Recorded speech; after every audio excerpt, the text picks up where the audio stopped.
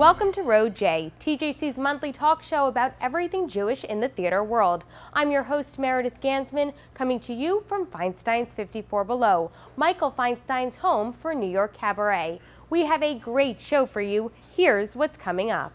You're invited to the opening night of the new revival of Fiddler on the Roof. Joining Row J in studio is Tony Award nominee and star of Wicked, Michelle Lee. Celebrated actor Tony Roberts looks back on his career with a new memoir. At the Row J Roundtable, we're reviewing the new revival of Fiddler on the Roof, and then we're asking a special Fiddler on the Roof question of the month.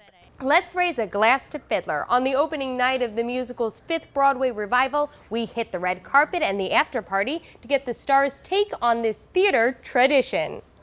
For the final Broadway opening of 2015, the stars came out to celebrate the return of a musical tradition, Fiddler on the Roof.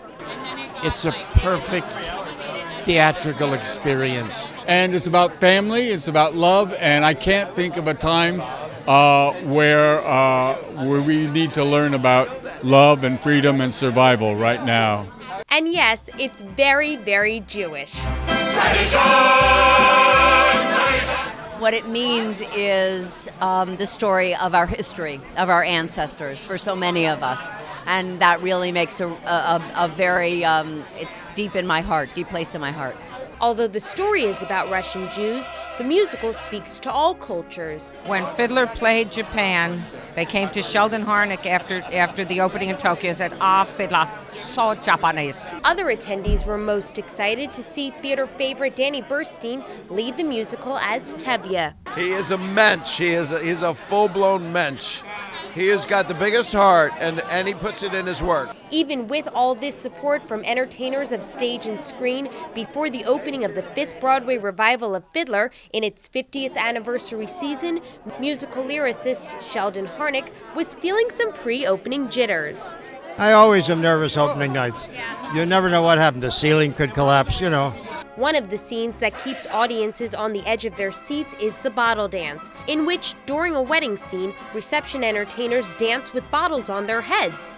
And I was curious if any of the opening night attendees ever danced the same. No, I mean, not on purpose. Like that wasn't the plan. Eventually, we put bottles on our head and we danced, but that was, it was New Year's Eve. After the opening night curtain call, I caught up with Harnick, who was much more at ease. Still nervous? Not now, no. Not now? No, none of the scenery fell down. And the conductor didn't lose his baton.